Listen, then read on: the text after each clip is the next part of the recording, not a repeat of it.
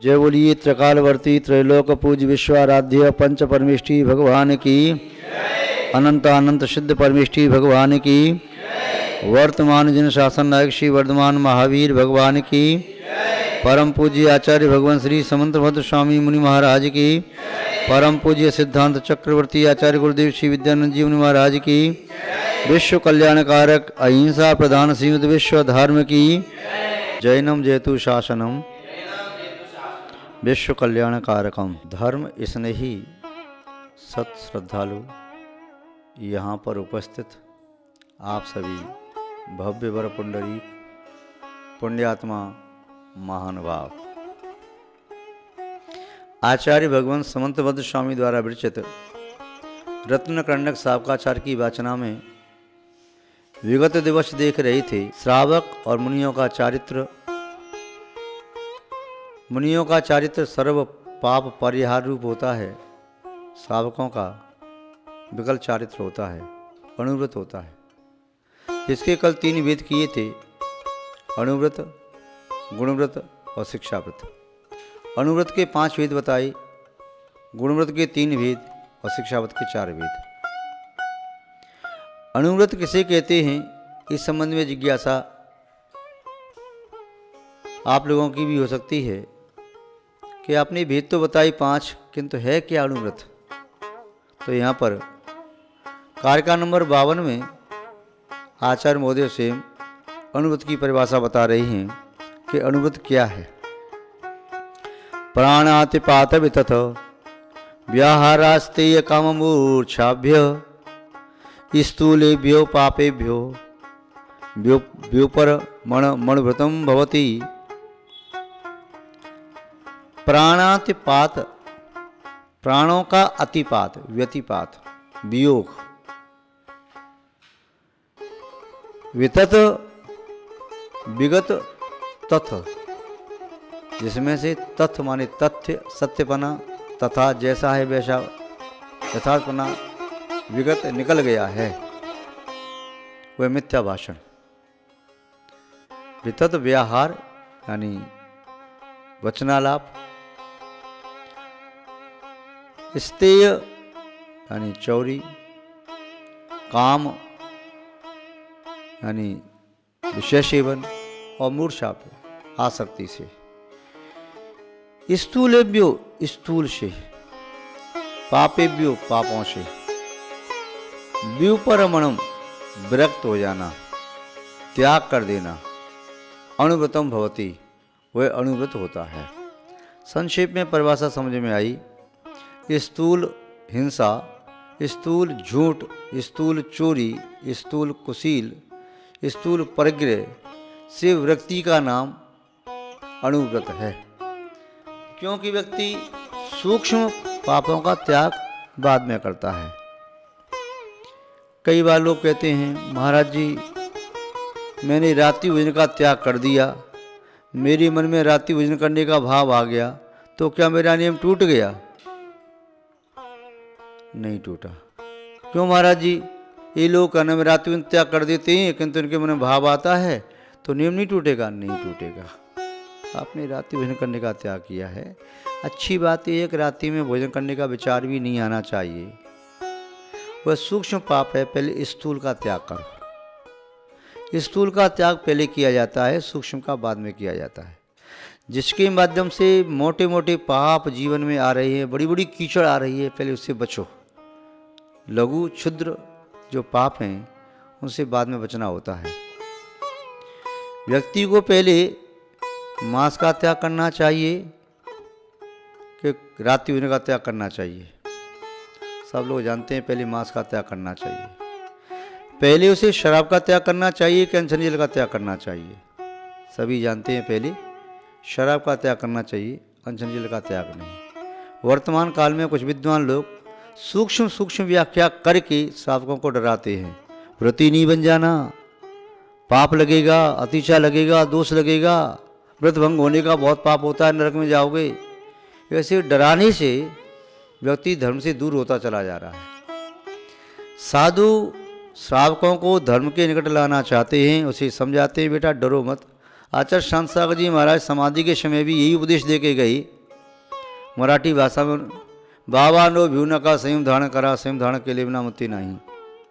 हे संसार के भव्य प्राणियों, डरो मत, संयम को धारण करो, संयम को धारण किए बिना मुक्ति नहीं है। कोई कहता महाराज हम व्रती बनेंगे और दोष लग गए, अतिचार लग गए, तो आचार्य श्री कहते थे भैया प्रायश्चित ग्रंथ हैं, दोष लग सकते हैं, प्रायश्चित लेके शुद्धि करो। या दोष लगे नहीं तो प्रायश्चित ग्रंथों की क्या आवश्यकता। हाँ, दोष बुद्धिपूर्वक मत लगाओ, पर दोष लगेंगे। ये पंचम काल है, सम्यक्त भी निर्दोष पालित नहीं हो सकता। छवशन संबदर्शन है, उसमें भी चलमल अगाड़ दोष लगते हैं। दोषों के भय से उस पाप का त्याग नहीं करना ये मूर्खता है। व्यक्ति जब चलता है तो पैर भी फिसल सकता है। मेरा पैर फिसल गया, मैं बरसात में चल रहा था तो मैं जाऊंगा नहीं, तो ऐसे कहीं काम चलता है क्या। व्यापार में घाटा लग गया, मैं जीवन में कभी व्यापार करूंगा नहीं, ऐसे कहीं काम चलता है क्या। घोड़े पर चढ़ेगा तो गिरेगा भी, साइकिल चलना सीखा आपने तो गिरे भी। कोई व्यक्ति काम करेगा तो वह असफल भी हो सकता है। जो जीवन में कभी असफल नहीं हुआ, समझो उसने कोई नया काम करने का अनुभव प्राप्त ही नहीं किया। अच्छा काम करोगे, अच्छा काम अनादि से तो किया नहीं, आज कर रहे हैं, तो अच्छे कार्य करने में कई बार पूर्व के संस्कार जागृत हो जाते हैं, तो व्यक्ति असफल भी हो जाता है, पतित भी होता है, किंतु फिर प्रयास करे, फिर प्रयास करे, फिर प्रयास करे। चींटी दीवाल पर चढ़ने का प्रयास करती है तो अंततः सफल हो ही जाती है। तो यहाँ पर कह रही है कि सावकों को, ग्रस्तों को यदि सूक्ष्म पाप का त्याग करना तो बात की बात है, पहले स्थूल पापों का त्याग कर दे। वे स्थूल हिंसा का त्याग करे। मैं किसी भी मनुष्य या पशु पक्षी आदि को मारूंगा नहीं, तलवार से या लाठी से, चाबुक से उसके प्राणों का हनन नहीं करूंगा। पहले तो ये संकल्प ले ली, सबसे पहले मैं संकल्प पूर्वक किसी के प्राणों का हनन नहीं करूंगा। पंच इंद्रिय जीव को नहीं मारूंगा। बाद में नियम ले लिए, मैं 2 इंद्रिय, 3 इंद्रिय, 4 इंद्रिय इनको भी नहीं मारूंगा। फिर वह प्रयास करे कि मैं 1 इंद्रिय जीव की हिंसा से भी बचने की कोशिश करूंगा, अनावश्यक हिंसा नहीं करूंगा। वह सोचे नहीं मैं तो पहले सूक्ष्म का त्याग करूंगा, तो सूक्ष्म का त्याग ऐसे नहीं होता। फिर तो उसकी जिद ऐसे ही मान लीजिए जैसे मूंगफली उसके हाथ में है और मूंगफली का बाहर का छिलका तो तोड़ा नहीं, वह कहता है मैं पहले मूंगफली के ऊपर वो लालिमा है ना, पतला छिलका, पहले उसे निकालूंगा, बाद में मूंगफली तोड़ूंगा। बादाम के ऊपर जो लालिमा आती है, पतला छिलका होता है, पहले उसे निकालूंगा, बाद में बादाम को तोड़ूंगा। पहले मैं गोला को छील लूं, फिर मैं नारियल को तोड़ लूंगा। ऐसा कभी होता है क्या? ऐसा नहीं होता कि सूक्ष्म पाप पहले छूट जाए, स्थूल बाद में छूटें। पहले स्थूल पापों को छोड़ा जाता है, बाद में सूक्ष्म पापों से बचने की भावना जागृत होती है। स्थूल पापों का परित्याग किए बिना सूक्ष्म पापों से विरक्ति नहीं होती, सूक्ष्म पापों का त्याग करना संभव नहीं है। पहले मन को वहां से तो मोड़ो। जो मन तुम्हें संसार की कीचड़ में ले जाता है, जो मन तुम्हें पापों में सान के रखता है, जिस मन ने पापों को और पाप ने मन को पकड़ लिया है, वहां से छूट करके तो आओ। पहले जब तक बड़े बड़े पापों को न छोड़ोगे तब तक छोटे पापों को छोड़ने का सामर्थ्य जागृत नहीं हो सकता। महानुभाव, तो यहाँ पर अनुगत की परिभाषा बता रहे हैं कि प्राणातिपात, किसी के प्राणों का वियोग नहीं करना। वह कहे कि कभी कभी महाराज जी मैं कड़वे शब्द बोल देता हूँ तो उसको दुख होता है, मैं कैसे त्याग कर सकता हूँ हिंसा का। अरे अभी कड़वे शब्द का त्याग नहीं करा रहे, अभी तो ये त्याग करा रहे हैं कि मैं किसी को बंदूक से, पिस्तौल से, गन से, तलवार से, धनुष से, धनुष बाण लेकर के, लाठी से किसी के प्राणों का अपहरण नहीं करूँगा। पहले ये त्याग तो करो, उसके बाद में मैं किसी को निर्दयता के साथ लाठी चाबुक आदि से मारूंगा नहीं, फिर उसके नाक कान नहीं छेदूंगा या इसको अन्य प्रकार से कष्ट नहीं दूंगा। अब मैं वचनों के माध्यम से भी कष्ट नहीं दूंगा, अब मन में कष्ट देने का भाव भी नहीं लाऊंगा। शनई शनई आगे बढ़ो, धीमे धीमे आगे बढ़ो।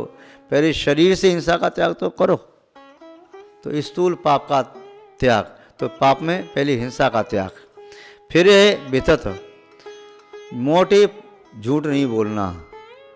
व्यवहार में कई बार आप गृहस्थी में रहते हो, हंसी मजाक कर रहे हो, आपने थोड़ा सा कोई मजाक में कोई बात झूठ बोल दिया, चलो वह तो चलो आपका अभी त्याज्य नहीं है, किंतु पहले उस झूठ का त्याग करो जिस झूठ के बोलने से किसी के प्राण चले जाते हैं, कोई के प्राण संकट में पड़ जाएं।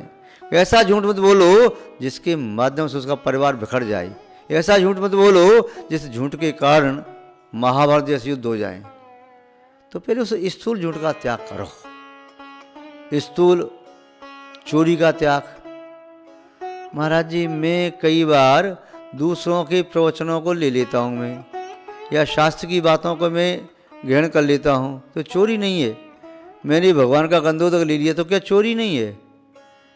मैं उसको देख करके उसकी प्रवृत्ति को मैं ले लेता हूँ, उसकी मनसा, उसकी अच्छी मनसा है, उसके अच्छे विचारों को मैं ग्रहण कर लेता हूँ। इनका त्याग नहीं कर सकता तो मैं चोरी का त्याग कैसे कर सकता हूँ? अरे मैं तो बिना पूछे श्वास भी लेता हूँ, मैं तो नो कर्मणा ग्रहण कर रहा, कर्मणा ग्रहण कर रहा। अरे भाई, इसकी बात नहीं कह रही। सबसे पहले तो परधन हरण करने का त्याग करो कि मैं किसी की रखी हुई, भूली हुई, पड़ी हुई वस्तु को ग्रहण नहीं करूँगा। स्थूल चोरी का तो पहले त्याग करो, स्थूल चोरी का त्याग करना, तथा काम कुशील सेवन का त्याग। कुशील सेवन का त्याग ऐसा कैसे संभव है? मैं तो गृहस्थी हूँ, गृहस्थ जीवन में रहता हूँ, वंश वृद्धि भी करनी है, तो उसका पूरा त्याग कैसे किया जा सकता है? अरे जो तुम्हारी पत्नी नहीं है, जिसको तुम परिणय करके नहीं लाए, जिसके साथ तुम्हारा विवाह नहीं हुआ है, उस स्त्री के साथ कभी बुरा काम न करो। चाहे वेश्या है, चाहे परनारी है, उसके साथ विषय सेवन करने का पहले परित्याग करो।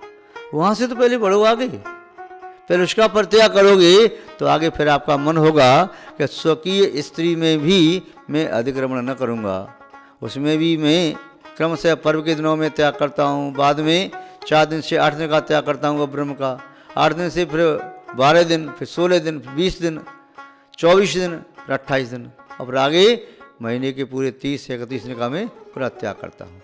तो धीमे धीमे आगे बढ़े तब तो ठीक है। व्यक्ति सोचे कि मेरे मन में भाव भी नहीं आए, अरे भाव बाद में रुकेंगे, पहले द्रव्य की क्रिया को तो रोको। किसी महिला ने अपने पति से कहा कि पर्व के दिनों में हम चलो ब्रह्मचर्य ले लेते हैं। उसने कहा ऐसा कैसे हो सकता है, मेरे मन में तो भाव खराब होता है। तो क्या हुआ? भाव खराब हुआ, उसका विषय का त्याग तो करो। वो नहीं पाप लगता, बराबर पाप लगता है। उसकी पत्नी ने बहुत समझाया, किंतु वो नहीं माना। हमारे पास गए तो हमारे समझाया, भैया पहले द्रव्य की क्रिया तो छोड़ो, फिर तदनुरूप भावों का परित्याग भी संभव है। उस क्रिया को छोड़े बिना उन भावों का परित्याग किया नहीं जा सकता।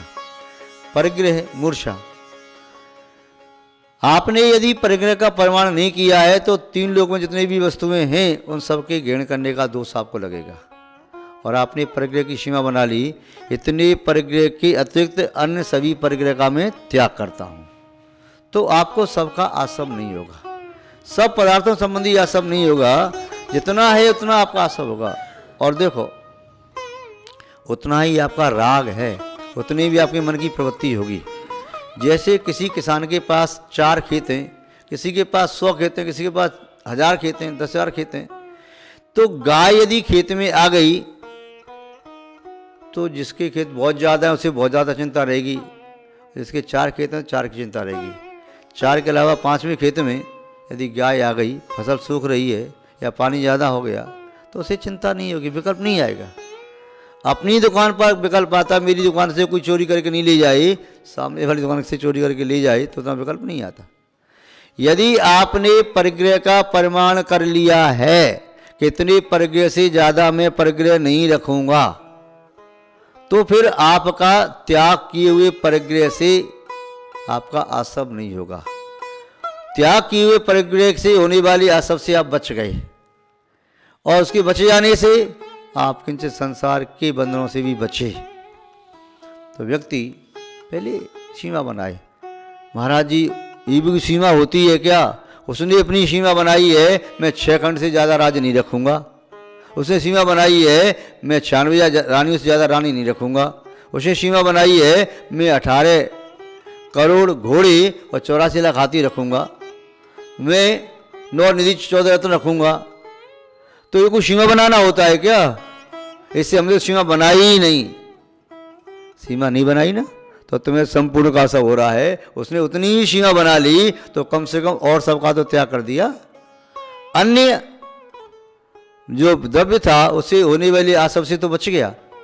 ठीक है, आज उसने चक्रवर्ती के वैभव के बराबर सीमा बनाई है, कल वैसे कम कर सकता है, परसों और कम कर सकता है।